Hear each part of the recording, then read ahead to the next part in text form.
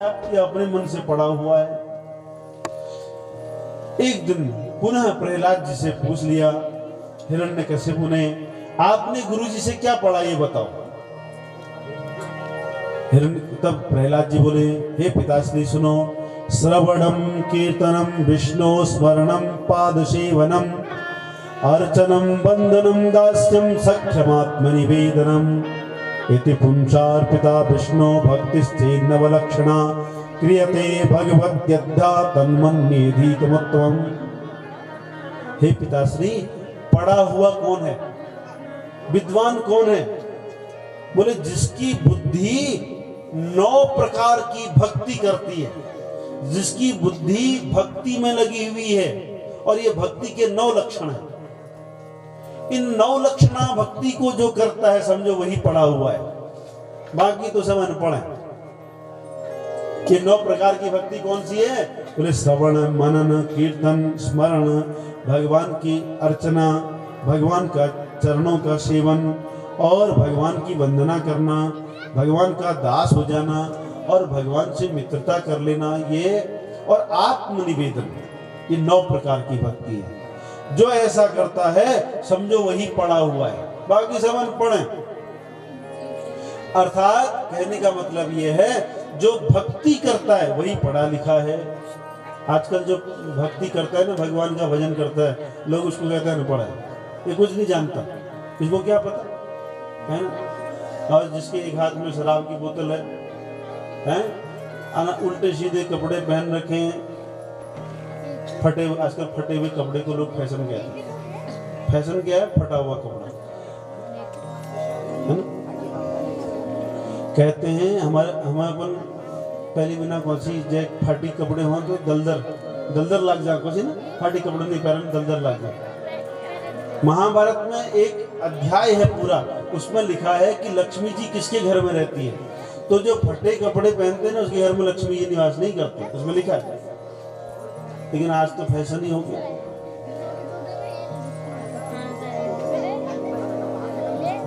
तो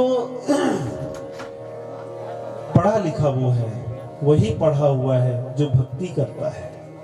तो श्रेष्ठ भगवान की भक्ति, भगवान नारायण की भक्ति करता है, वो पढ़ा लिखा है। प्रहलाद जी कह रहे हैं, बड़ा गुस्सा आया हिरण्यकशिपु को, अरे जो मेरा वैरी है नारायण, उसका नाम जपने के लिए कह रहे हैं। बहुत कष्ट दिया प्रहलाद जी को, हाथियों से कुचलवाया, शस्त्रों से मारा गया, होलिका जलाने बैठी लेकिन स्वयं जल गई, प्रहलाद जी बच गए। तभी से तो होली का त्योहार चल रहा है ना। विष पिलाया गया, तेल के गरम कड़ाहे में बैठा दिया गया। अनेक प्रयास करने के बाद भी प्रहलाद जी जब इनकी मृत्यु नहीं हुई तो डरने लग गया। प्रहलाद जी से पूछा था, बता कि तेरा भगवान कहाँ है? प्रहलाद जी बोले, मेरा भगवान तो सर्वत्र है, सब जगह है। बोले, क्वासो यदि सर्वत्र कस्मात् स्तंभम न दृश्यते। अगर वो भगवान सर्वत्र है तो ये सामने स्तंभ में क्यों नहीं दिखाई दे रहा है? बोले, मुझे तो दिखाई दे रहा है, आपको नहीं दिखाई दे रहा तो मैं क्या कर सकता हूं? ऐसा जब प्रहलाद जी ने कहा तो एक मुक्के का प्रहार किया महाराज उस स्तंभ में, खंबे पर, और जैसे ही उस खंबे पर प्रहार किया, खंबा टूटा और भयंकर शब्द हुआ। उस भयंकर शब्द के साथ भगवान नृसिंह प्रकट हुए। नृसिंह भगवान की भयंकर स्वरूप है भगवान का, सर शेर का है और धड़ मनुष्य के जैसा है। भगवान ने भयंकर दहाड़ की, ऐसी दहाड़ की तो कहते हैं उस दहाड़ से एक क्षण के लिए हिरण्यकशिपु मूर्छित हो गया, पृथ्वी पर गिर गया। स्वयं अपने आप को संभाला, यही तेरा भगवान है क्या? प्रहलाद जी बोले, हाँ यही है। युद्ध होने लगा, भयंकर युद्ध हुआ। सायंकाल होगी, ब्रह्मा जी बोले, प्रभु अब सायंकाल होगी, राक्षसों का समय आ गया, इसके साथ ज्यादा मत खेलो। भगवान ने एक मुष्टिक का प्रहार किया, पृथ्वी पर गिरा।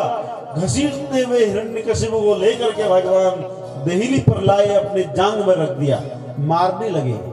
हिरण्यकशिपु बोला, आप मुझे मार नहीं सकते। भगवान बोले, क्यों नहीं मार सकते? बोले, मैंने वरदान लिया है, बोले क्या वरदान लिया? बोले मैंने ये वरदान मांगा था कि न पृथ्वी में मरूंगा न आकाश में मरूंगा। भगवान बोले बता तो है कहाँ? अब देखा ये तो भगवान की जांग में है, न पृथ्वी में है न आकाश में। एक वरदान तो भंग हो गया। बोले और भी मैंने बहुत सारे वरदान मांगे थे। बोले क्या मांगा है? बोले महाराज न दिन में मरूंगा न रात में मरूंगा। भगवान बोले देख ले समय कौन सा है? बोले सायंकाल का समय है। ये भी वरदान भंग हो गया।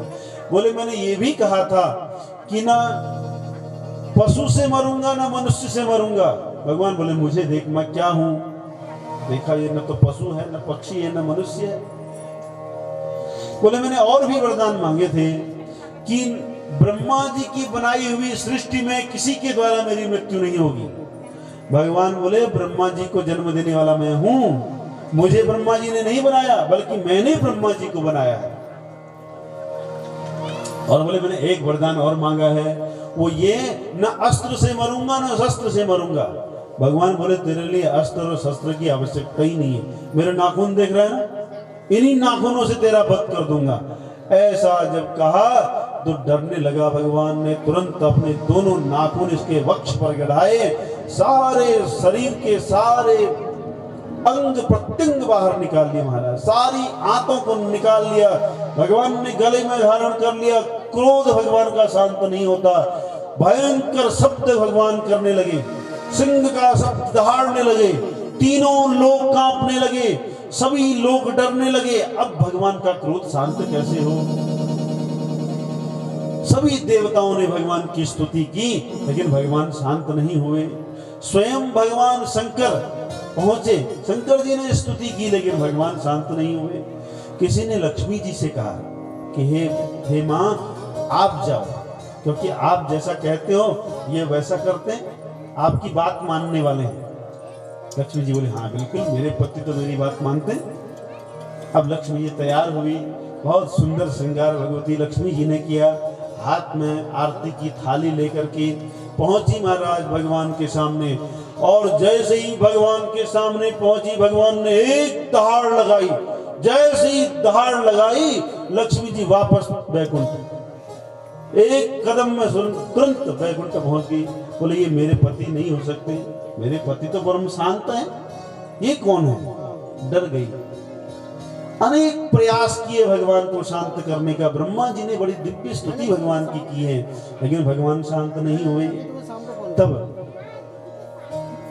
प्रहलाद जी को भेजा गया और जैसे ही छोटे से नन्हे से प्रहलाद जी को भगवान ने देखा, प्रहलाद जी हाथ जोड़ करके भगवान के सामने खड़े हैं, तो तुरंत भगवान का क्रोध शांत हो गया और प्रहलाद जी को भगवान ने अपनी गोदी में बैठा लिया और भगवान अपनी लंबी लंबी जीभ से प्रहलाद जी को चाटने लगे।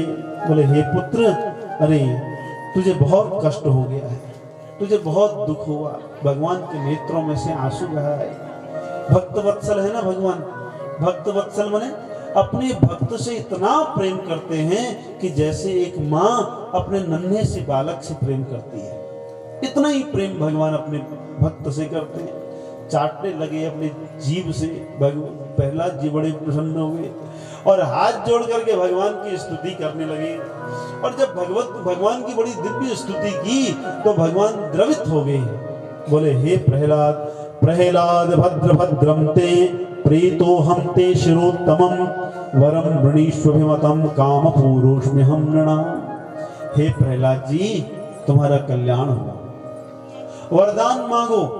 आज मैं तुम्हारे सामने प्रसन्न हूं। जो जीव मुझसे जो मांगता है मैं उसकी सभी मनोकामनाओं को पूर्ण करने वाला हूं। मांगो क्या मांगना चाहते हो, क्योंकि माम प्रीणत वायुष्मंतम दर्शनम दुर्लभम ही में, मेरा दर्शन बड़ा दुर्लभ है।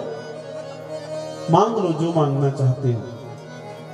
प्रहलाद जी बोले प्रभु मुझे लुभाओ मत, मुझे प्रलोभन मत दो, मैं प्रलोभन में आने वाला नहीं हूं। हाँ, आप ऐसे ही भक्तों से कहते हो वरदान मांगो वरदान मांगो, भक्त वरदान मांग लेते और आप अपना पीछा छुड़ा लेते। मुझे तो वरदान नहीं चाहिए, मुझे कुछ नहीं चाहिए, मुझे तो आपकी भक्ति चाहिए। देखो जीव भगवान क्या करता है, जब जीव भगवान की भक्ति करते हैं तो भक्ति से प्रसन्न होकर के भगवान जीव के पास आते हैं और कहते हैं वरदान मांगो।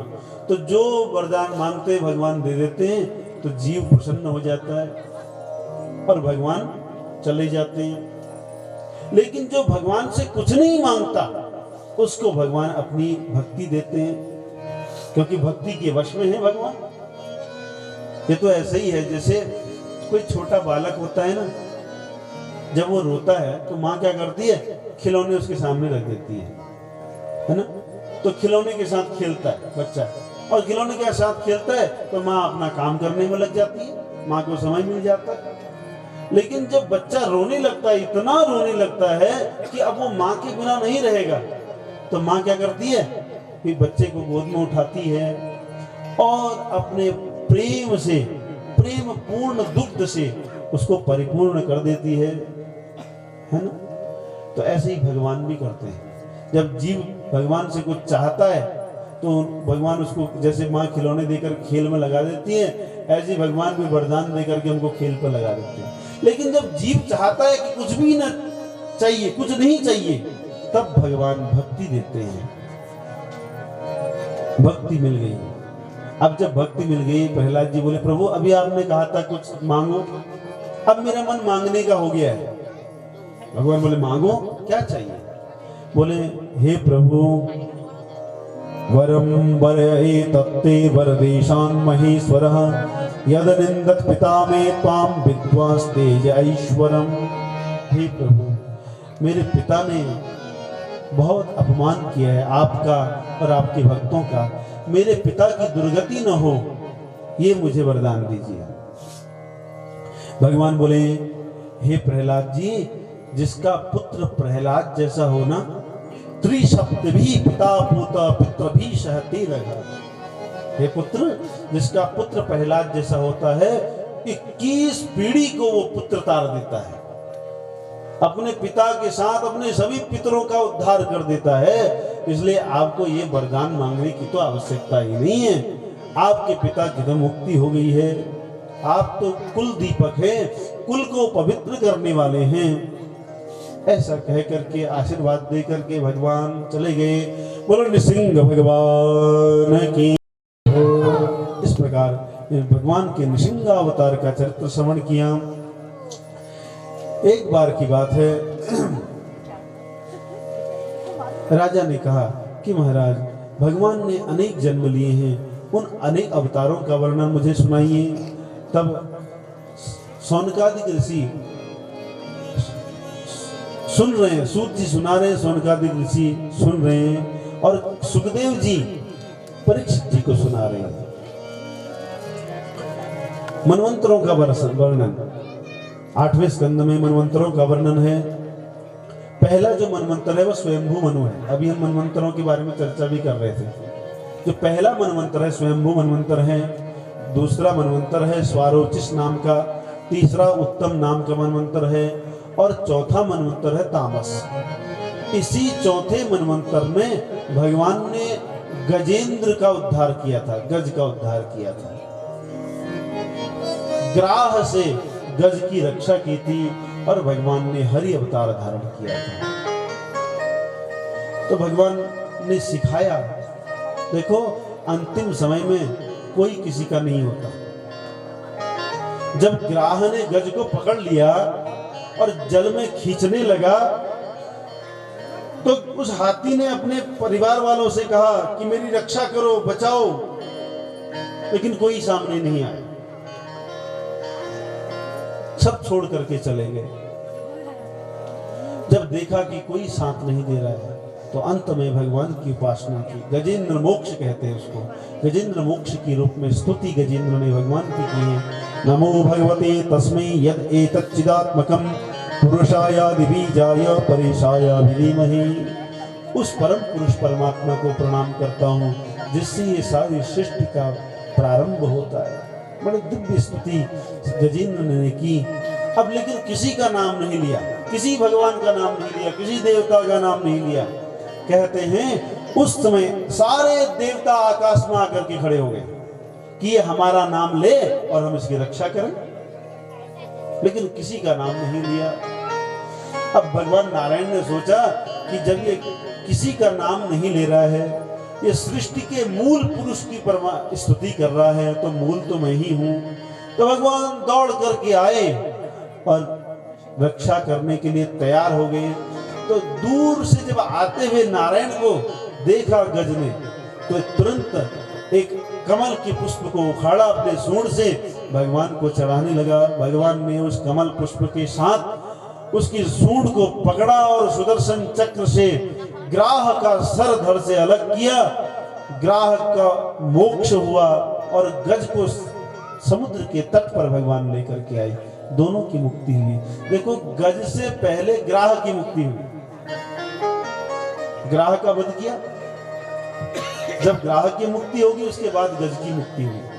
मानो भगवान कह रहे हैं कि कोई मेरे भक्त का पांव पकड़ लेना तो पहले उसको मोक्ष देता हूं, है ना। मोते अधिक संत कर लेखा, मुझसे ज्यादा मेरे भक्तों को जो सम्मान दे मैं उसका कल्याण पहले करता हूं।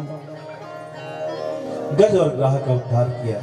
ये गज और ग्राह पूर्व जन्म के गंधर्व थे। इन्होंने किसी ऋषि को त्रास दे दिया तो श्राप बस ये गज और ग्राह बन गए। इनका भगवान ने उद्धार किया। 5वां मनवंतर रैवत नाम का मनवंतर है, छठा चक्षुष नाम का मनवंतर है। इसी छठे चाक्षुष नाम के मनवंतर में भगवान ने देवताओं और दानवों के द्वारा समुद्र मंथन करवाया। इस समुद्र मंथन में भगवान ने अनेक अवतार लिए। भगवान ने कहा, महाराज इस समुद्र में अनेक औषधियों को डाल दो। क्षीर सागर, क्षीर सागर माने जो दूध का सागर है, अनेक औषधियों को डाल दिया गया। फिर देवताओं से, असुरों से कहा, ये द्रोणांचल पर मंदरांचल जो पर्वत है, इस मंदरांचल पर्वत को उठा करके लाओ, समुद्र के बीच में स्थापित करो। अब देवता और राक्षस उस पर्वत को उठाने लगे। जब उठाने लगे, लाने लगे, तो पर्वत बहुत भारी था। अनेक राक्षस, अनेक देवता उसके नीचे दब गए। तब भगवान ने उस समय अजित अवतार लिया। अजित अवतार के रूप में भगवान आए और उस पर्वत को उठाया, गरुड़ के ऊपर रख करके भगवान क्षीर सागर में आ गए, मध्य में विराजमान कर दिया। अब जैसे ही रखा, वो पर्वत डूबने लगा, तो तुरंत भगवान ने कूर्म अवतार लिया, कछुए का अवतार। बोलो कूर्म भगवान की जय। कूर्म रूप में भगवान अवतरित हुए। कछुए के पीठ में, भगवान के पीठ में मंदराचल पर्वत को रख दिया गया। वासुकी नाग की रस्सी बनाई गई। देवता और राक्षस उस रस्सी रूपी सांप को पकड़ करके खींचने लगे। समुद्र मंथन होने लगा। लेकिन जैसे समुद्र मंथन हुआ ना, तो ये पर्वत ऊपर की ओर जाने लगा। तो कहते हैं तब भगवान उस पर्वत के ऊपर भी आकर के विराजमान हो गए, जो कि पर्वत ऊपर भी न जाए और नीचे भी न जाए। नीचे तो कूर्म रूप में ही। अब खींचते खींचते देवता और दानव थक गए, तो भगवान देवताओं की तरफ से भी आ गए एक अंश से, और एक अंश से दानवों की तरफ भी आ गए। अब देखो, पर्वत के ऊपर भी भगवान है, पर्वत के नीचे भी भगवान है, दोनों तरफ भगवान है। यानी समुद्र मंथन तो भगवान ही कर रहे हैं। देखो, हमको लगता बहुत है कि हम कर रहे हैं, काम कौन कर रहा है, हम कर रहे हैं ऐसा लगता है, लेकिन वास्तव में करने वाला कौन है, भगवान है।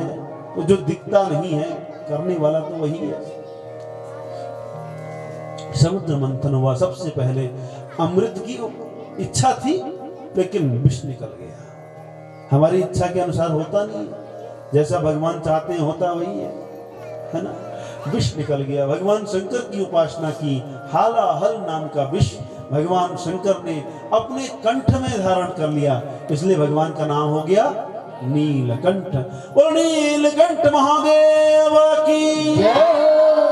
भगवान शंकर बड़े दयालु हैं, नीलकंठ हो गए। और इसके बाद अनेक रत्न प्रकट हुए।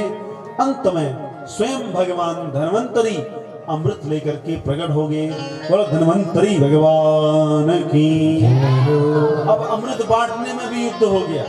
भगवान ने मोहिनी अवतार लिया और मोहिनी रूप से अवतार लेकर के दैत्यों को मोहित करके भगवान ने देवताओं को अमृत पिलाया। तो भगवान बड़े दयालु हैं। इन्हीं देवताओं के मध्य में एक स्वरभानु नाम का राक्षस बैठ गया। इसने जब अमृत पी लिया तो सूर्य और चंद्रमा ने कहा महाराज ये तो राक्षस है, तो तुरंत भगवान ने अपने चक्र से इसके सर को धड़ से अलग कर दिया। तो ये दो दैत्य बन गए, राहु और केतु। तो आज भी समय समय पर ये सूर्य और चंद्रमा ने बताया था ये राक्षस है, तो ये राहु केतु ही ग्रहण के रूप में सूर्य और चंद्रमा को पीड़ित करता है। तो इस प्रकार भगवान ने एक मनवंतर में समुद्र मंथन किया। इस प्रकार भगवान ने अनेक लीलाएं की। और एक बार भगवान ने जब अचानक पृथ्वी पर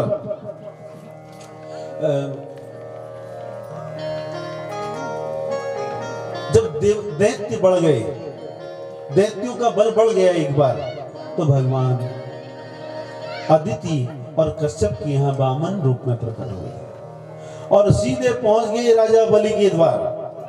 और जब बलि के द्वार पहुंचे तो बलि यज्ञ कर रहे थे, हवन कर रहे थे। उन्होंने देखा बलि कौन है जानते हैं?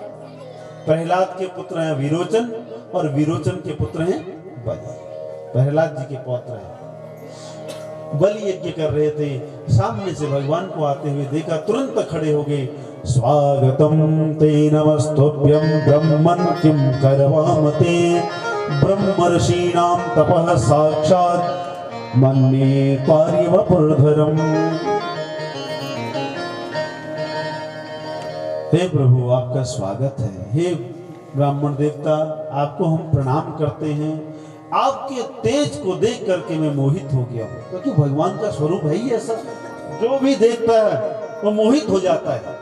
हमने कल चिंतन किया था ना भगवान का स्वरूप कैसा है, जो भी देखता है वो भगवान के रूप में मोहित हो जाता है। क्या करें, मैं आपके लिए क्या करूं? बलि बहुत बड़े दानी हैं, इनके द्वार पर जो आता है, जो भी मांगता है, उनकी सभी कामनाओं को बलि पूर्ण करते हैं। बोले क्या चाहिए आपको? यदि यदि वटो वांछित तत्प्रतीच्छमे, जो भी चाहते हो मुझसे मांगो। गाय चाहिए मैं गाय दूंगा, और अगर कोई कन्या चाहिए विवाह के लिए, ब्राह्मण कन्या, तो मैं ब्राह्मण कन्या की भी व्यवस्था कर दूंगा। किसी ब्राह्मण से निवेदन करूंगा कि अपनी कन्या का विवाह इनसे कर दो। राज्य चाहिए, धन चाहिए, संपत्ति चाहिए, जो भी चाहिए मांगो। भगवान ने कहा अरे धन्य है राजा बलि, आपने कितनी सुंदर बात कही है।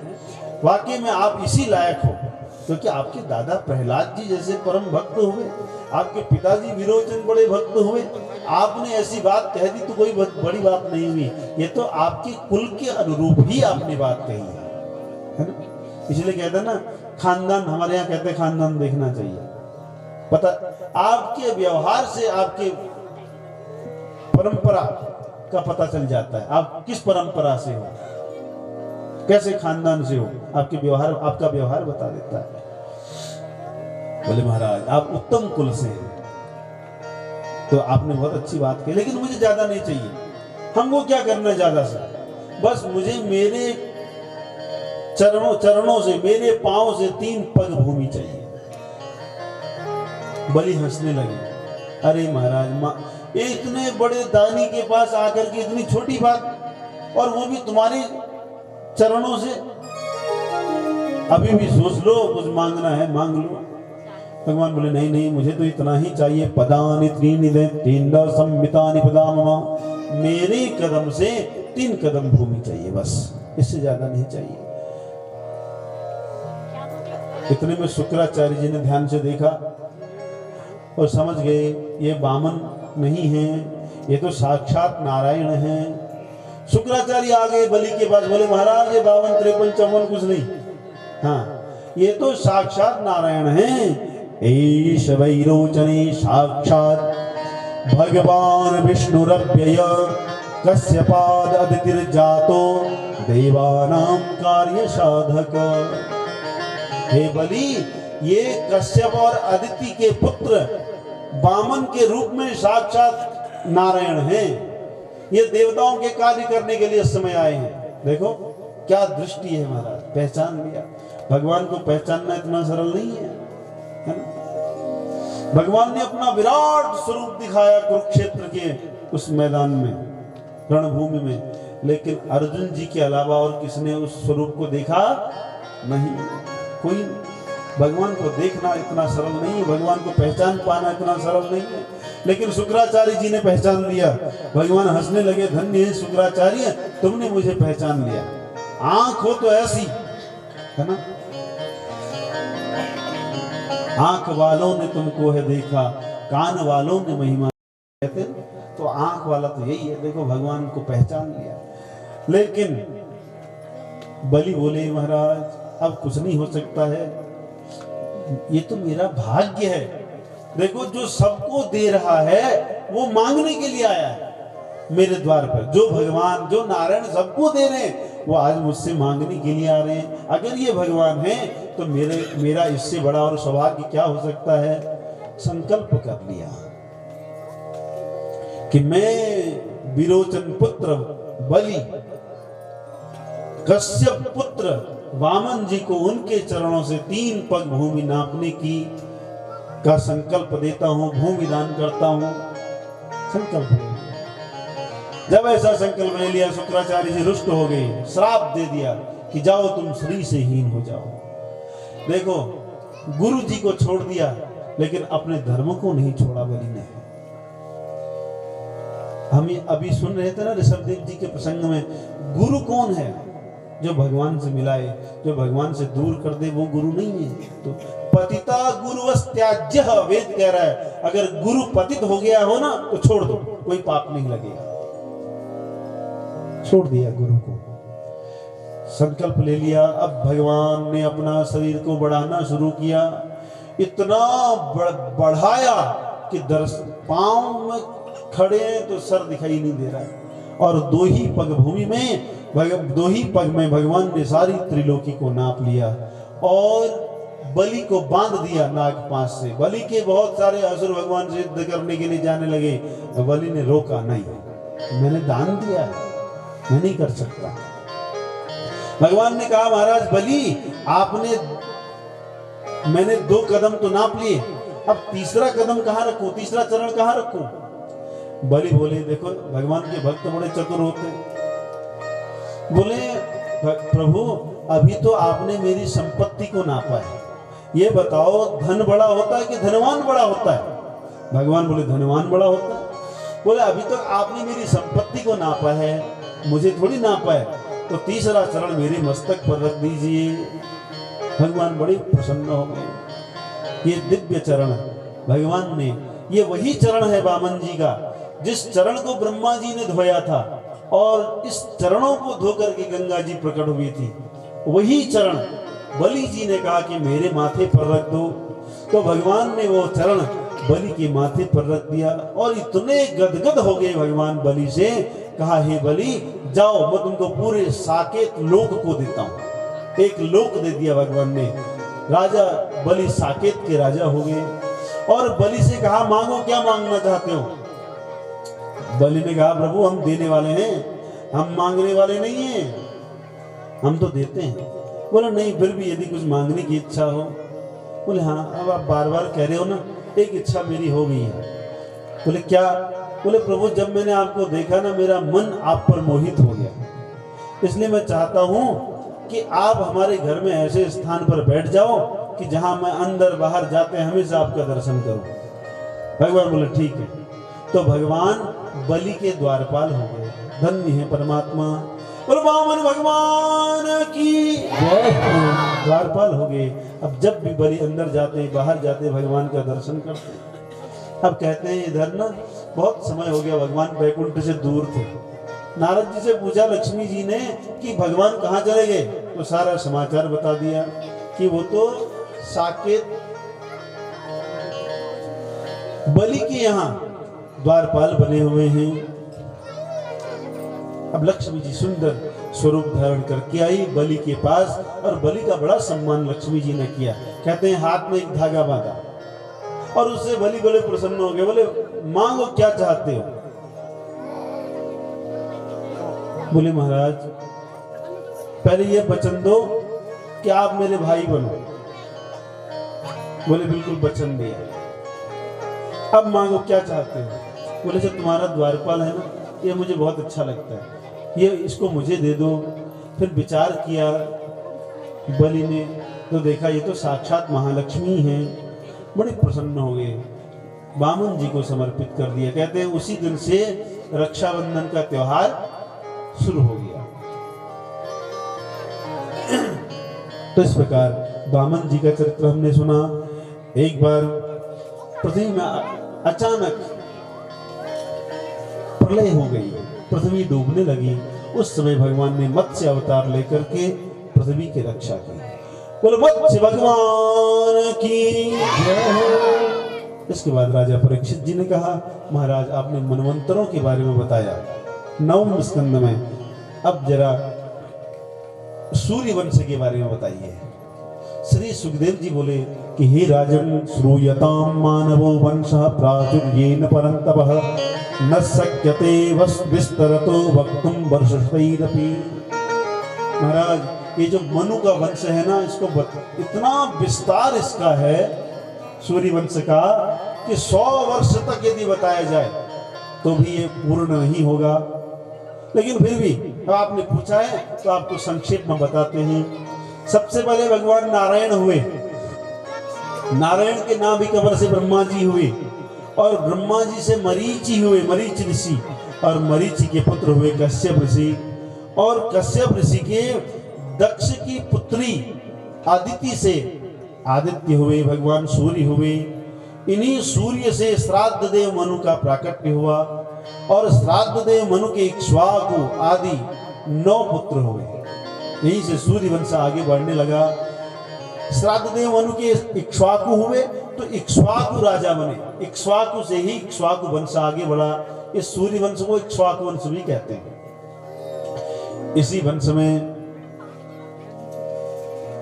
एक राजा हुए जिनका नाम हुआ नभग। नभग के नाभाग हुए, नाभाग के अम्बरीश हुए। अम्बरीश भी भगवान के बड़े भक्त हुए। इसी वंश में एक राजा हुए जिनका नाम था भगीरथ। हम सब जानते हैं कि भगीरथ जी ने दिव्य प्रयास करके गंगा जी को पृथ्वी पर लाने के लिए दिव्य तप किया, और जब गंगा जी पृथ्वी पर आ गई तो गंगा जी का दूसरा नाम पड़ा भागीरथी। भगीरथ जी लेके आए, इसलिए उनका नाम भागीरथी हुआ। और इन्हीं के वंश में एक राजा हुए खटवांग। खटवांग के दीर्घबाहु हुए, दीर्घबाहु के रघु हुए, रघु के पुरुषरवा हुए, इनके अज हुए, और अज के हुए महाराज दशरथ। दशरथ जी के बारे में सब जानते हैं। इनकी 3 रानियां थी। कौन कौन सी? सब पतना जिता। अरे भगवान का जन्मोत्सव का समय हो गया है, कोई शेर है तो उनको धक्का लगा दो। हैं? कौन है? दशरथ जी की पत्नी का नाम क्या है? कौशल्या जी सबसे बड़ी है, मझली रानी सुमित्रा जी हैं, और सबसे छोटी कैकेयी है। 3 रानियां हैं। इनके कोई संतान नहीं हुआ। चौथी अवस्था में जाकर के जब वशिष्ठ जी ने पुत्रेष्ट यज्ञ हुआ तो प्रभु कृपा से 3 रानियों के 4 पुत्र हुए। सबसे बड़े हुए राम, लक्ष्मण, भरत, शत्रुघ्न, 4 भाई हुए। बोल रामचंद्र भगवान की। भगवान राम रूप में अवतरित हुए। बड़ा आनंद हुआ।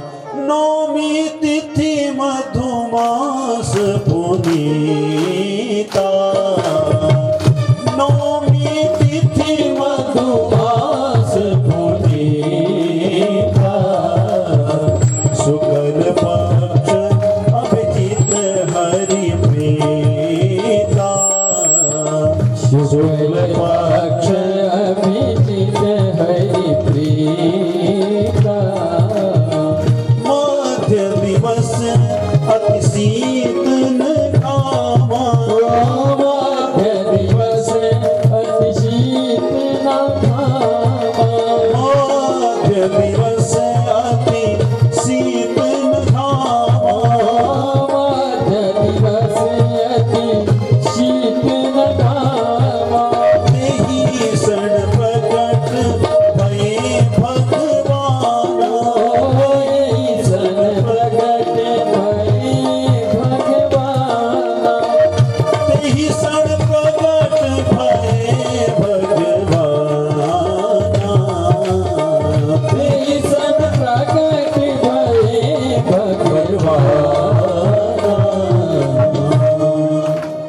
एक मुहूर्त में भगवान प्रकट हुए हैं। राम नाम रखा गया है। कौशल्या जी के राम हुए, कैकेयी जी के 2 पुत्र हुए, भरत और शत्रुघ्न। भरत हुए, हाँ, एक किसी रामायण में, आनंद रामायण में कैकेयी जी के 2 पुत्र कहे गए। इनको भरत और शत्रुघ्न कैकेयी जी के पुत्र कहा गया। और श्री सुमित्रा जी के एक ही पुत्र उसमें कहे गए हैं, लक्ष्मण जी। लेकिन रामायण के अनुसार, रामचरितमानस के अनुसार कौशल्या जी के राम, कैकेयी जी के भरत और सुमित्रा जी के लक्ष्मण और शत्रुघ्न 2 पुत्र हुए। धीरे धीरे बड़े हुए। श्याम गौर सुंदर दो जोड़ी बन गई। राम जी श्याम हैं तो लक्ष्मण जी गोरे हैं, ऐसे ही भरत जी श्याम वर्ण के हैं तो शत्रुघ्न जी गोरे हैं। जोड़ी बन गई। धीरे धीरे बड़े हुए। यज्ञोपवीत संस्कार हुआ। गुरु जी के घर गए। थोड़ी समय में सारी विद्या पढ़ करके आ गए। और विश्वामित्र जी एक दिन मांगने के लिए गए। राम लक्ष्मण विश्वामित्र जी के साथ चले गए। विश्वामित्र जी की यज्ञ की रक्षा की।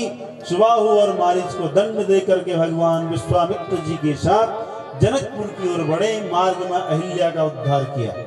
अहिल्या का उद्धार करके भगवान जनकपुर पहुंचे। धनुष यज्ञ था और उस धनुष यज्ञ में जनक जी ने प्रण कर लिया, जो इस धनुष को तोड़ेगा उसके साथ सीता जी का विवाह होगा। तोड़ना तो छोड़ो, लोग बड़े बड़े राजा उस भगवान के शंकर जी के पिनाक नाम के धनुष को तिल भर भी हिला नहीं पाए।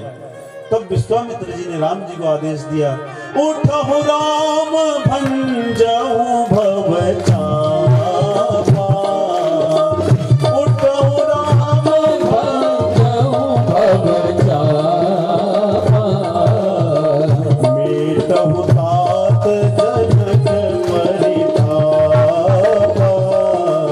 मेटहु तात जनक परितापा। हे राम उठो, धनुष तोड़ो। राम जी उठे। भगवान ने प्रणाम किया, गुरु जी को प्रणाम किया, भगवान शंकर को प्रणाम किया, बाएं हाथ से धनुष को उठा लिया। भगवान ने कब धनुष को उठाया, कब चाप चढ़ाया, कब धनुष के 2 टुकड़े हुए, किसी को पता नहीं चला। धनुष के दोनों टुकड़े भगवान ने पृथ्वी पर फेंके। पृथ्वी कांपने लगी। महाराज तीनों लोगों में भयंकर शब्द हो गया। जय जयकार होने लगी। रामचंद्र भगवान की प्रतिज्ञा के अनुसार श्री सीता जी ने राम जी के गले में डाली। विवाह हुआ। दशरथ जी अपने बाकी दोनों पुत्रों को लेकर के आए। जनक जी की सम्मति से चारों पुत्रों का विवाह चारों पुत्रियों से हो गया। राम जी का विवाह सीता जी से, भरत जी का विवाह मांडवी जी से, लक्ष्मण जी का विवाह उर्मिला जी से और शत्रुघ्न जी का विवाह श्रुति कीर्ति से हुआ। बारात वापस अयोध्या आई। बड़ा आनंद हुआ। और एक दिन राजा ने सोचा कि अब राम जी को राज्याभिषेक हो जाना चाहिए। लेकिन रात ही रात कैकेयी ने वरदान मांग लिए कि 2 वरदान। पहला वरदान भरत जी को टीका और दूसरा राम जी को 14 वर्ष का वनवास। राम जी, सीता जी और लक्ष्मण जी 14 वर्ष के वनवास के लिए चले गए। इसी बीच श्री दशरथ जी का प्राणांत हो गया। भरत जी को पता चला, बड़े दुखी हुए। अपने पिता का सब दैहिक संस्कार करके राम जी को लौटाने के लिए चल पड़े। लेकिन राम जी लौटे नहीं। प्रसन्न हो करके प्रसन्न मन से राम जी वन में रहे। और भरत जी ने 14 वर्ष तक अयोध्या का राज्य किया। भगवान वन में रहे, अनेक राक्षसों का वध किया। पंचवटी में सीता जी का अपहरण करके रावण ले गया। भगवान सीता जी को खोजते खोजते सबरी मैया जी के यहाँ से होते हुए सुग्रीव से मिले। सुग्रीव से मिल करके सभी वानरों को एकत्रित करके भगवान समुद्र तट पर पहुंचे। हनुमान जी सीता जी का पता लगा करके वापस आए। भगवान ने समुद्र पर सेतु बांधा, लंका पहुंचे। रावण का समूल विनाश करके सीता जी को लेकर वापस भगवान अयोध्या आए और भगवान का अयोध्या में राज्याभिषेक हो गया। अब भगवान राजा हो गए। सियापति रामचंद्र की जय हो। राजा रामचंद्र भगवान की जय हो। भगवान अयोध्या के राजा हो गए। राम राज्य हो गया। दैहिक दैविक भौतिक तापा, दैहिक दैविक भौतिक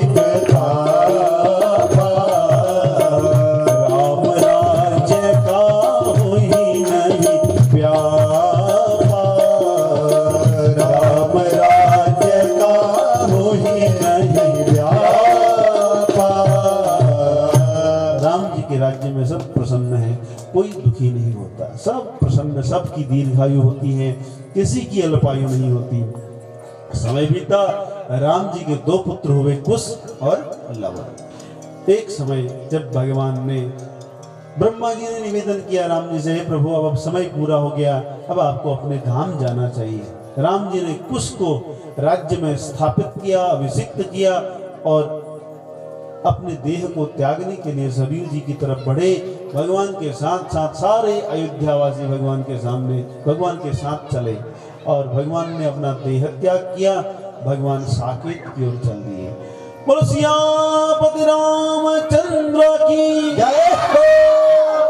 ये भगवान श्री राम कथा हमने बहुत संक्षेप में सुनी।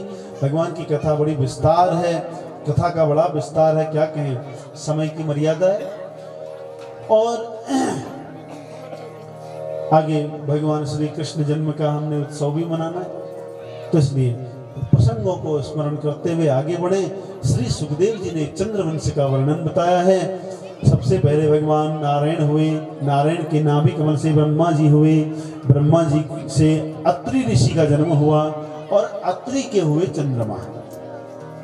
ये हमने कल सुन लिया था।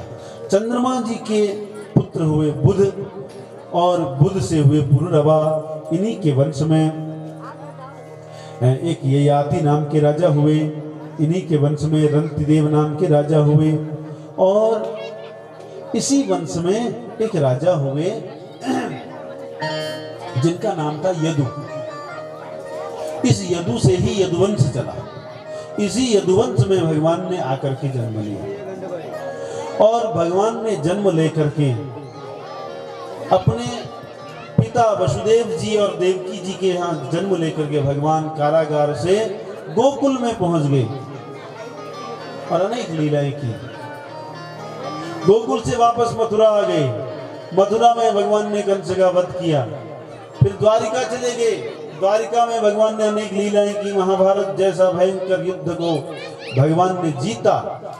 उसके बाद भगवान अनेक राक्षसों का वध करके अंत में गोलोक को चले गए। बोलो कृष्णचंद्र भगवान की जय हो। परीक्षित जी से कहा सुखदेव जी ने, भाई कथा पूरी हो गई, अब और क्या सुनना चाहते हो? परीक्षित जी बोले, महाराज जिसकी कथा सुनने के लिए इतने दिन से बैठे थे, आपने थोड़े ही समय में उस कथा को पूरी कर दिया। मुझे भगवान कृष्ण के चरित्र को विस्तार से सुनाइए। जिन भगवान ने मुझे जन्म में मेरी रक्षा की, जन्म से पहले मेरी रक्षा की, गर्भ में मेरी रक्षा की, उन परमात्मा के दिव्य चरित्र को सुनना चाहता हूँ।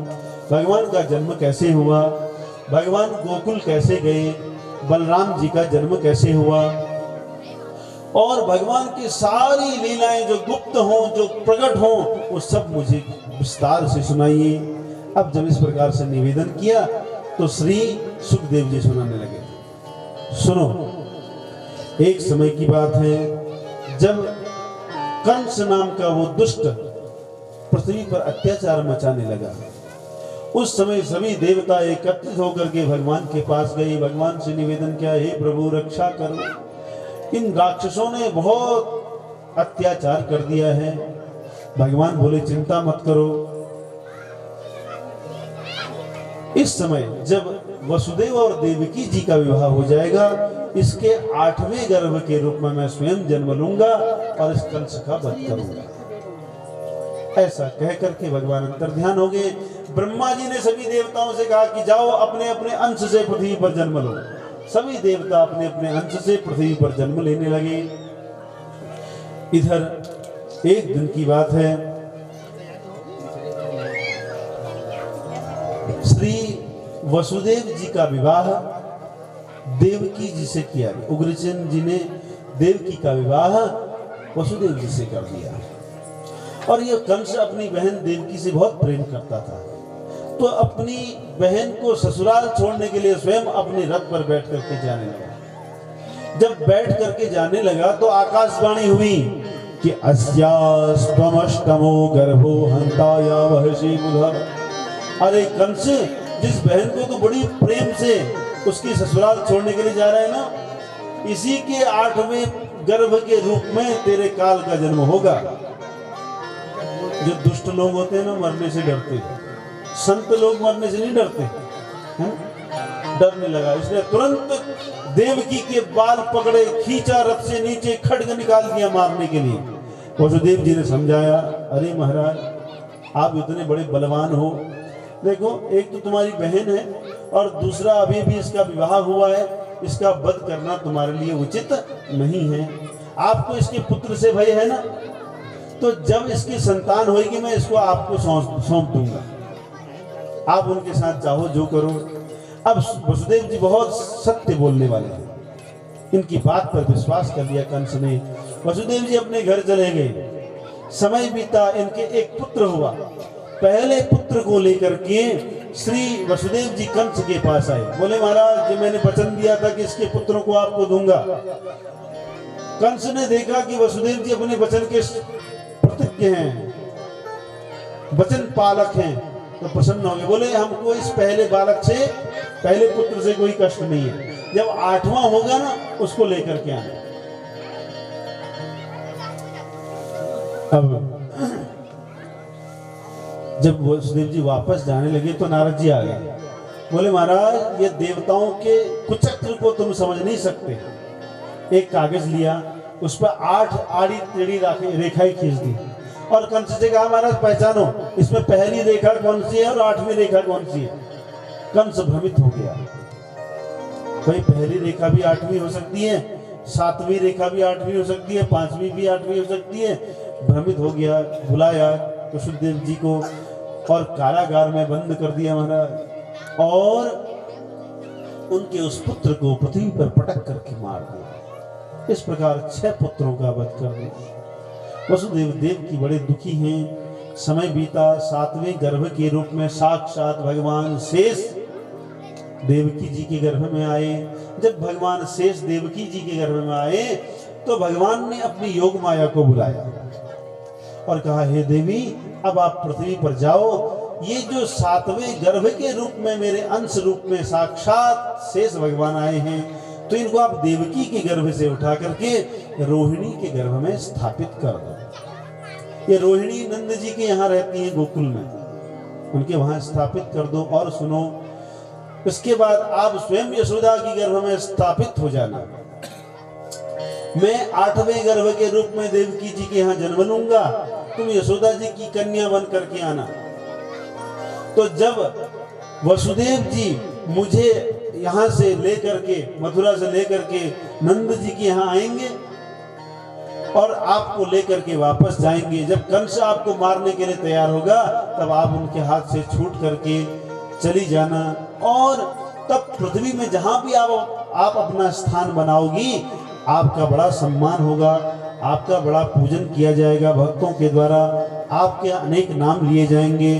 दुर्गेति भद्रकालीति विजया वैष्णवीति च कुमुदा चंडिका कृष्णा माधवी कन्नकीति च। आपके अनेक नाम होंगे, दुर्गा, भद्रा, विजया, भद्रकाली, वैष्णवी, कुमुदा, चंडिका, नारायणी, अनेक नाम आपके होंगे। इन अनेक नामों से आप पूजी जाओगी, ऐसा योग माया से कहा। और योग माया चली और श्री देवकी जी के उस 7वें गर्भ को उठा करके रोहिणी के गर्भ में स्थापित कर दिया गया। और ये बात हो गई, फैल गई कि देवकी जी का 7वां गर्भ गिर गया है, गर्भपात हो गया। समय बीता, इधर भाद्रपद शुक्ल षष्ठी स्वाति नक्षत्र में बुधवार के दिन बलराम जी का जन्म हुआ। अब भगवान 8वें गर्भ के रूप में देवकी जी के गर्भ में आ गए, और जब से भगवान देवकी के गर्भ में आए तो देवकी का तेज बढ़ गया, दिव्य तेज हो गया। और अब समझ गया कंस कि ये वही है जो मेरा काल है, 8वां गर्भ है, मेरा काल है। और देवकी के तेज को देख करके भी समझ गया कि अब निश्चित ही ये मेरा काल है। सोचता है इसको मार दूं, देवकी का ही वध कर दूं। तो जब देवकी का वध कर दूंगा तो ये बालक भी गर्भ में मर जाएगा, इसकी मृत्यु हो जाएगी। तो जैसे ही मारने जाता है तो इसका मन बदल जाता है, नहीं नहीं नहीं, ये तो मेरी बहन है, फिर गर्भवती है, इसका वध करना ठीक नहीं है। अब देख, इसका जन्म कहाँ होगा, मेरे कारण होगा, कहाँ जाएगा, मैं इसका वध कर डालूंगा। जन्म लेते ही वापस चला जाता है। अब महाराज भादो का महीना आ गया, कृष्ण पक्ष आ गया, अष्टमी तिथि आ गई, बुधवार आ गया और रोहिणी नक्षत्र आ गया। देवताओं ने देखा कि भगवान के प्रागट्य का अवसर आ गया है, तो सारे देवता बड़े प्रसन्न होकर के भगवान की गर्भ स्तुति कर रहे हैं। तो आइए हम भी भगवान का स्वागत कर रहे हैं, भगवान से प्रार्थना करें। अभी हमारे बीच में भगवान पहुंचने वाले हैं, तो सब लोग बड़े प्रसन्न होकर के, देखो जितने जोर से गाएंगे ना, जितने जोर से ताली बजाएंगे, उतने जल्दी भगवान आएंगे और उतना ज्यादा आनंद मिलेगा। तो इसलिए भगवान का स्वागत करें सब लोग मिलकर के। स्वागतम कृष्णा सुस्वागतम कृष्णा, स्वागतम कृष्णा सुस्वागतम कृष्णा, स्वागतम सुस्वागतम शरणागतम कृष्णा, स्वागतम सुस्वागतम शरणागतम कृष्णा, स्वागतम कृष्णा,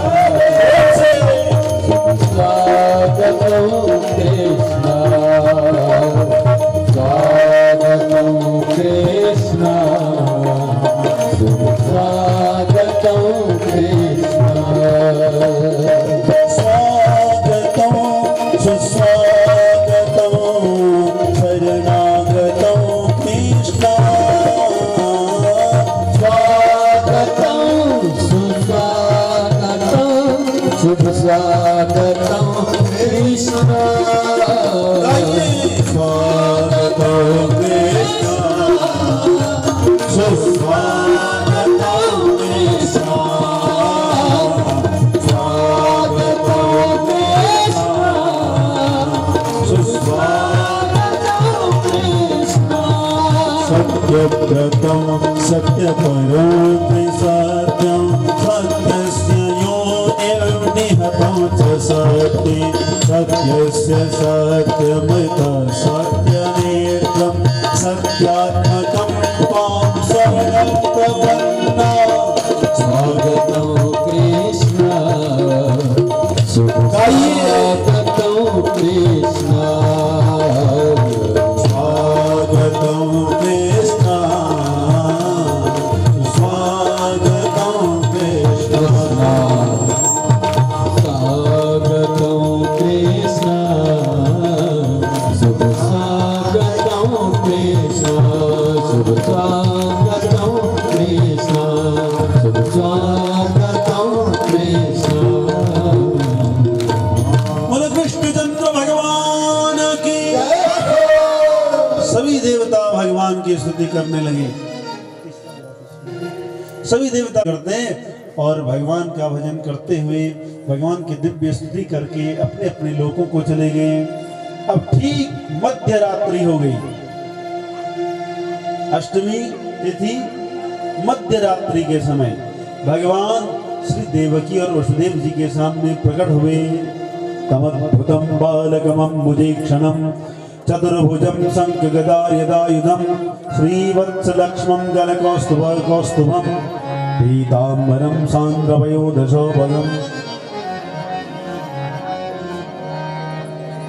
और उनके सामने जब भगवान का दिव्य स्वरूप प्रकट हुआ, शंख चक्र गदा पद्म लेकर के भगवान प्रकट हुए, बड़ा आश्चर्य हो गया देख करके। आश्चर्य क्यों हुआ? भाई बेटा कैसा होना चाहिए? 2 हाथ वाला होना चाहिए, लेकिन ये कैसा है? 4 हाथ वाला है। भाई जन्म लेते हुए शंख चक्र गदा पद्म लेकर के कोई बेटा आता है क्या? बड़ा आश्चर्य हुआ, हमने तो बेटा चाहा था, ये तो पिताजी आ गए हैं, नारायण पिताजी तो हैं। बड़ी दिव्य स्तुति वसुदेव और देवकी जी ने भगवान की है।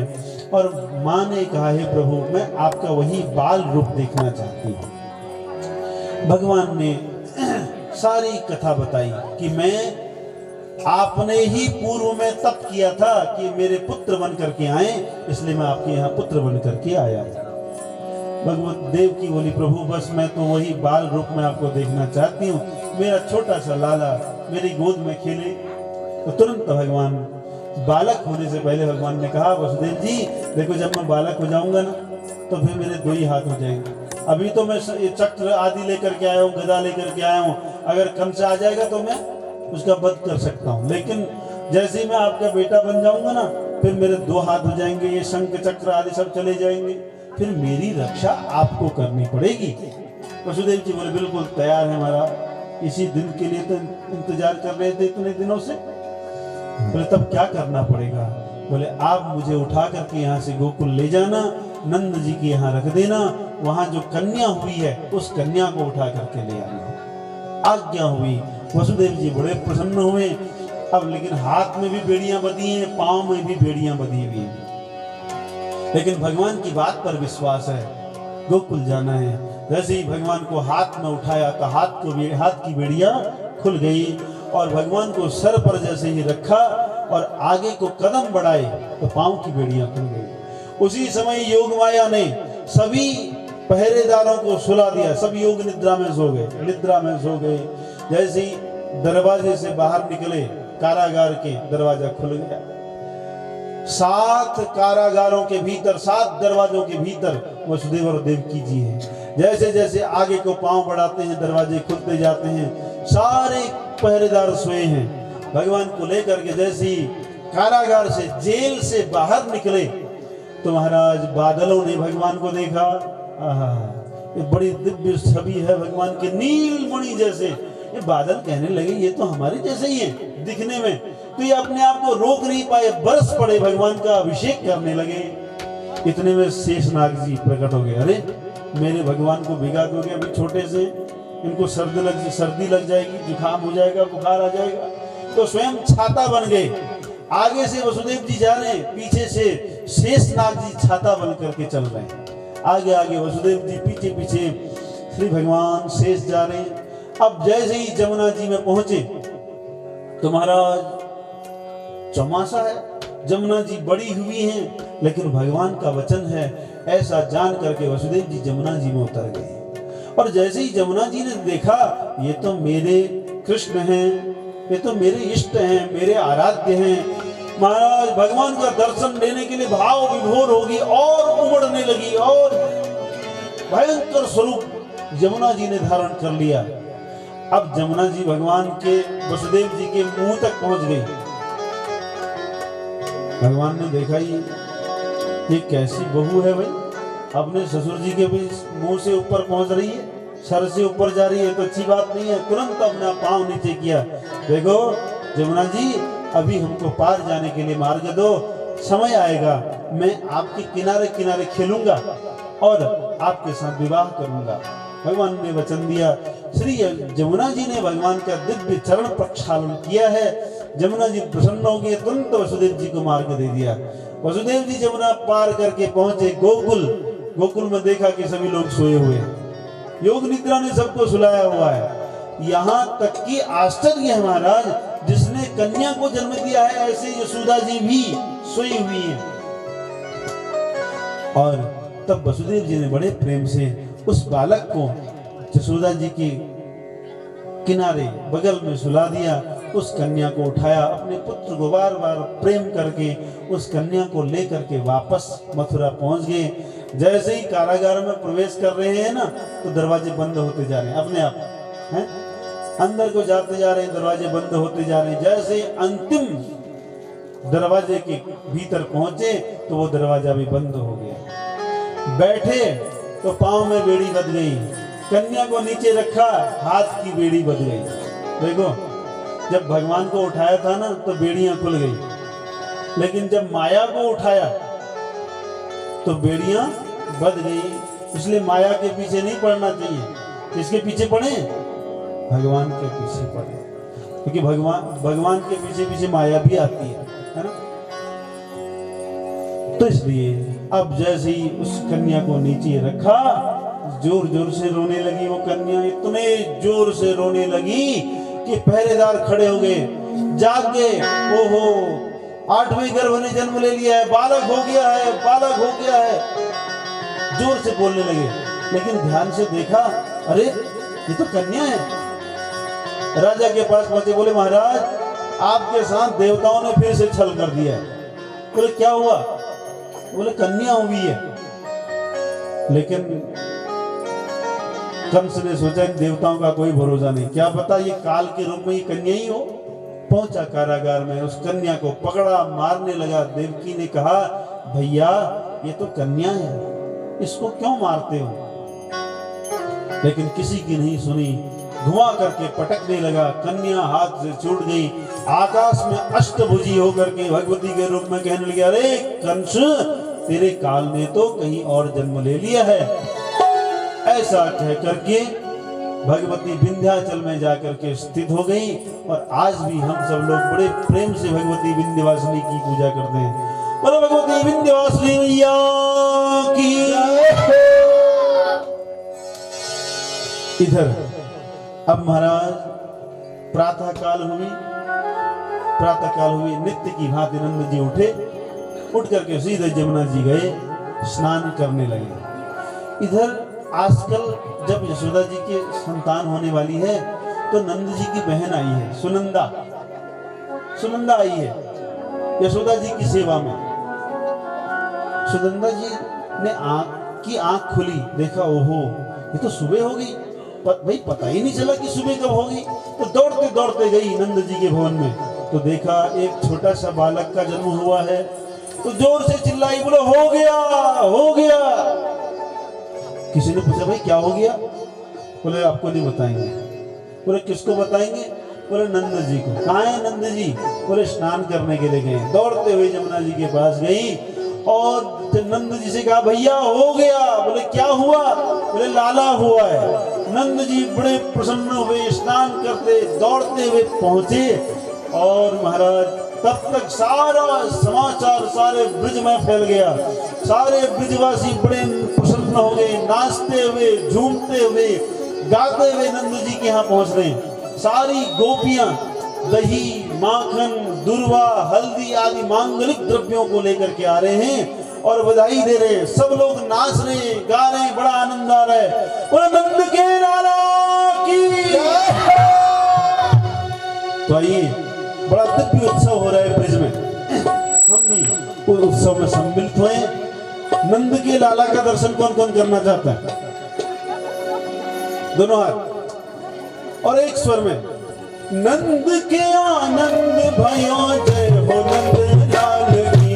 नंद के आनंद भयो जय हो नंद लाल की। नंद के आनंद भयो जय हो नंद लाल की।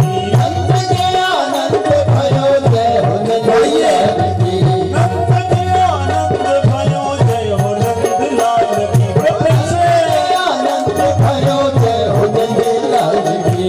जय हो नंद लाल की, जय यशोदा लाल की। जय हो नंद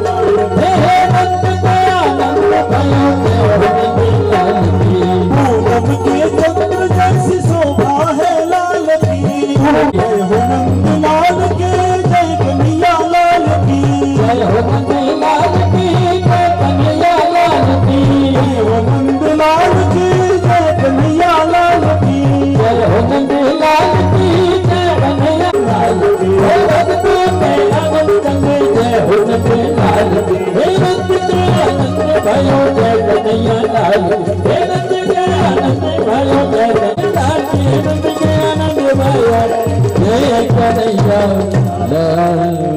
बोल नंद के लाला की बधाई हो, बधाई। आता है वो नाचे, बाकी बैठ करके आनंद ले। जन्म सुनिए मैया दे दो बधाई, दे दो बधाई मैया दे दो बधाई। उसने जन्म सुनी आई यशोदा मैया दे दो बधाई, उसने जन्म सुनी आई यशोदा मैया दे दो बधाई। उसने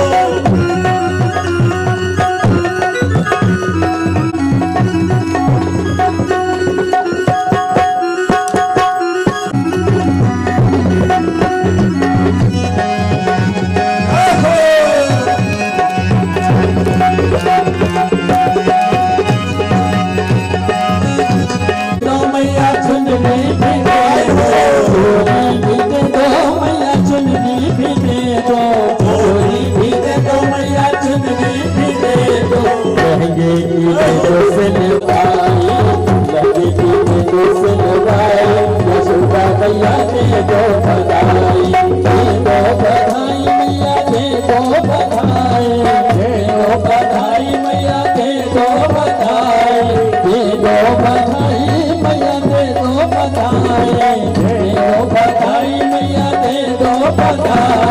उसने जन्म सुनी आई यशोदा मैया दे दो बधाई,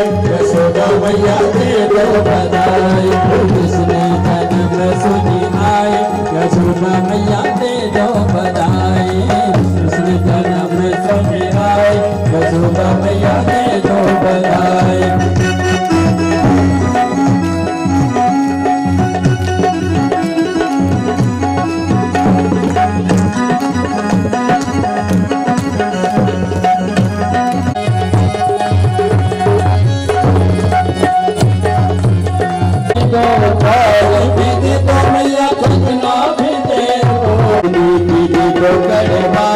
यशोदा मैया दे दो बधाई, दे दो बधाई मैया दे दो बधाई, दे दो बधाई मैया दे दो बधाई।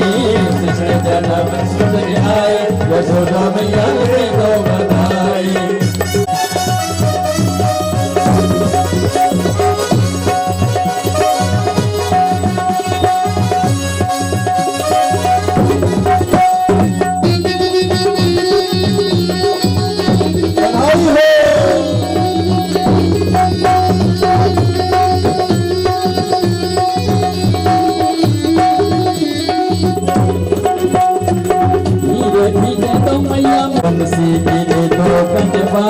यशोदा मैया दे दो बधाई, यशोदा मैया दे दो बधाई, दे दो बधाई मैया दे दो बधाई, दो बधाई मैया दे दो बधाई, दे दो बधाई मैया दे दो बधाई, दे दो बधाई मैया दे दो बधाई, यशोदा मैया दे दो बधाई।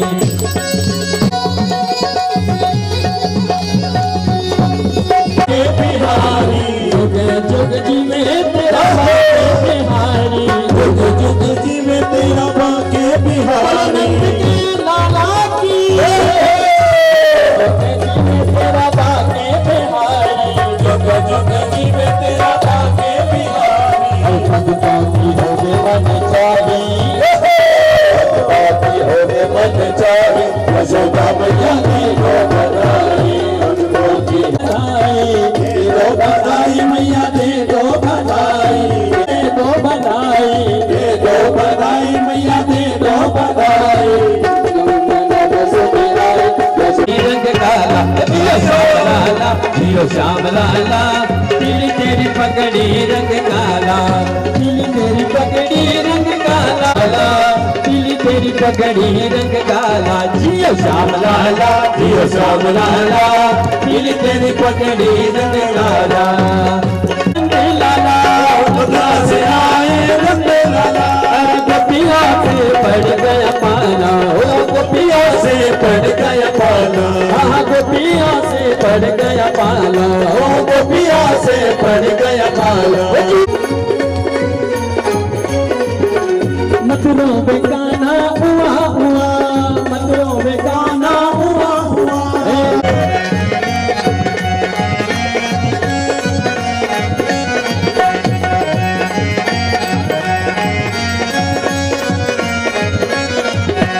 पलना चरमर चरमर कर पलना, चरमर चरमर कर पलना, चरमर चरमर कर पलना। अरे जसोमती घर आनंद हुआ, ओ जसोमती घर आनंद हुआ, अरे जसोमती घर आनंद हुआ, ओ जसोमती घर आनंद हुआ।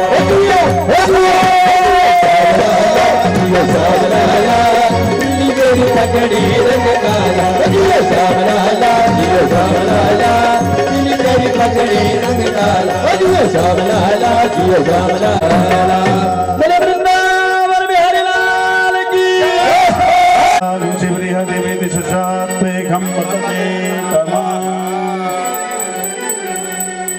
आरती बाले कृष्ण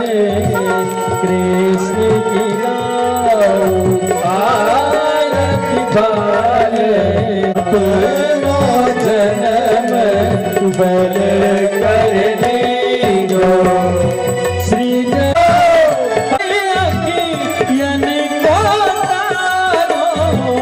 बाबा की सो प्यारो पर प्राण चावल कीजे आरती वाले ओ पलटाओ कहीं कहीं बोलत मैया सुभाव कन्हैया श्री राधा सुभाव कन्हैया।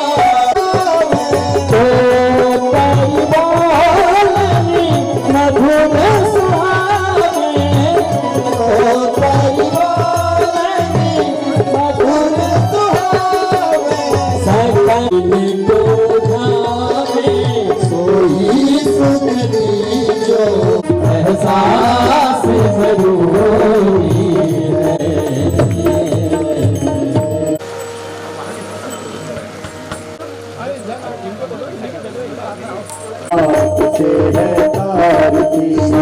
भागवत भगवान की है आरती, बातियों को बात से है तारती। श्री भागवत भगवान की है आरती, पापियों को पाप से है तारती। ये अमर ग्रंथ ये मुक्ति ग्रंथ ये पंचम वेद निराला, अब ज्योति जगाने वाला।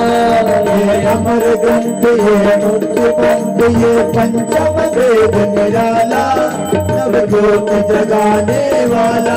ये अमर ग्रंथ ये मुक्ति पंथ ये पंचम वेद निराला, नव ज्योति जगाने वाला।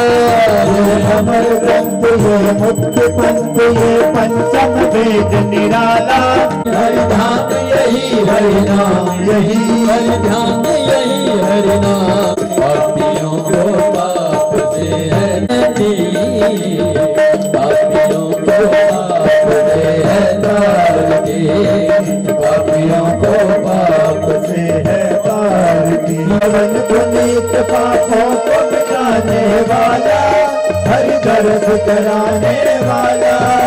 शांत गीत शांत गीत पावन पुनीत पापों को मिटाने वाला, हरि दर्श कराने वाला।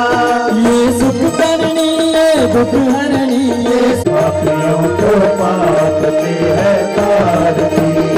भागवत भगवान की है ये मधुर बोल सतपंथ कोल सन्मार्ग बताने वाला, सतपंथ कोल सन्मार्ग बताने वाला, बिगड़ी को बनाने वाला।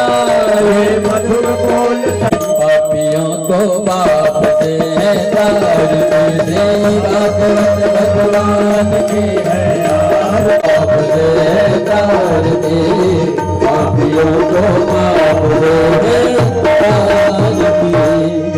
जलीनि शिथिलीकरणं पुष्पै देवताभिवन्दनं हस्ताभ्यामात्माभिवन्दनं मन्त्रपुष्पाञ्जलिं नाना सुगन्ध पुष्पाणि यथा कालोद्भवानि च पुष्पाञ्जलिर्मया दत्ता ग्रहाण परमेश्वर मन्त्रपुष्पाञ्जलिं समर्पयामि प्रणाम कर लेंगे नमः सर्वेतार्थाय जगदाधारे साष्टांगोऽयं प्रणामस्ते दीनद्वैत मया कृत बोले वृंदावन बिहारी लाल की श्रीमद् वासुदेव भगवान के जय हो। विराजमणि लोग व्यक्ति भजन गाया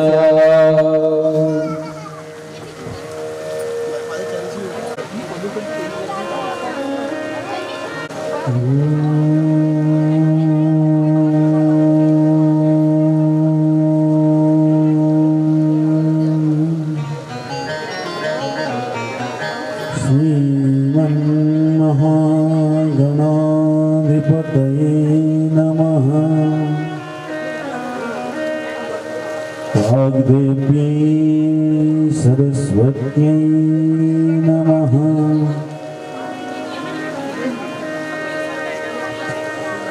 माता पिता इष्टगुरुचरण कमलेभ्यो नमः।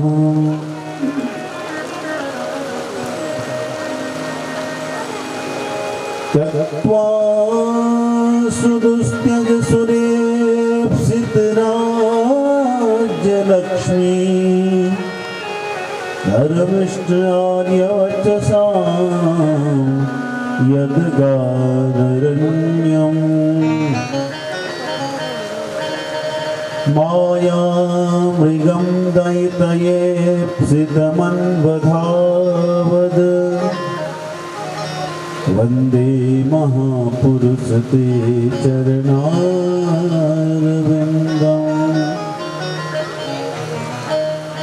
नारायणं नमस्कृत्य नरं चैव नरोत्तमं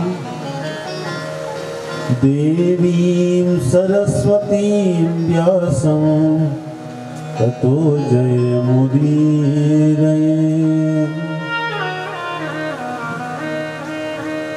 नमः कृष्णाय शुद्धाय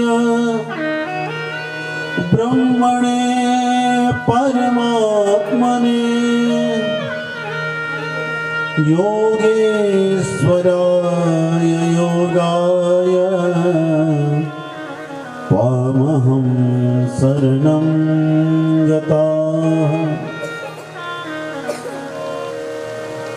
देवधनुज नर नाग खग प्रेत पितर गंधर्व बंदों किन्नर रजनिचर कृपा करहु अब सर्व। हमारो धन राधा श्री राधा श्री राधा हमारो धन राधा श्री राधा श्री राधा हमारो धन राधा श्री राधा श्री राधा हमारो धन राधा श्री राधा श्री राधा हमारो धन राधा श्री राधा श्री राधा हमारो धन राधा श्री राधा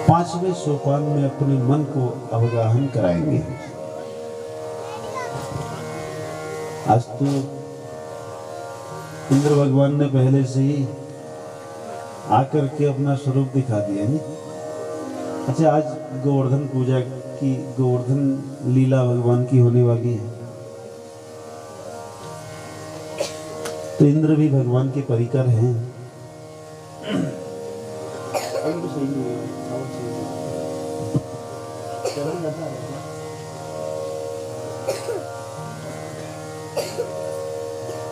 तो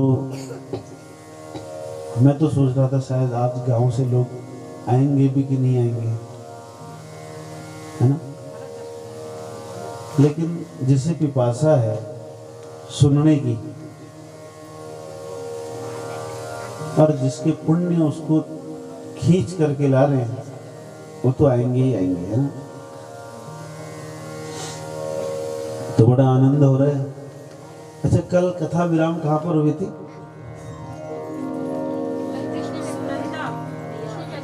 श्री कृष्ण का जन्म हो चुका था, उत्सव मना रहे थे। नंदस्त्वात्मजोत्पन्ने चाताह्लादो महामना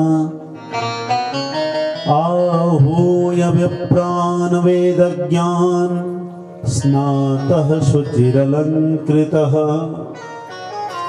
सुखदेव जी कह रहे हैं, नंदस्त्वात्मज उत्पन्ने जाताह्लादो महामनाः। नंदस तो आत्मज उत्पन्न, किसका जन्म हुआ? नंद जी को लग रहा है कि उनके बेटे का जन्म हुआ है। आत्मज, बेटे को आत्मज कहते हैं। लेकिन अर्धाली में, अगले पद में, अगले श्लोकार्ध में सुखदेव जी कह रहे नहीं नहीं, फिर तुरंत नंद जी को लगा कि जाताह्लादो, बेटे का जन्म नहीं हुआ, आनंद का जन्म हुआ है। किसका जन्म हुआ? आनंद।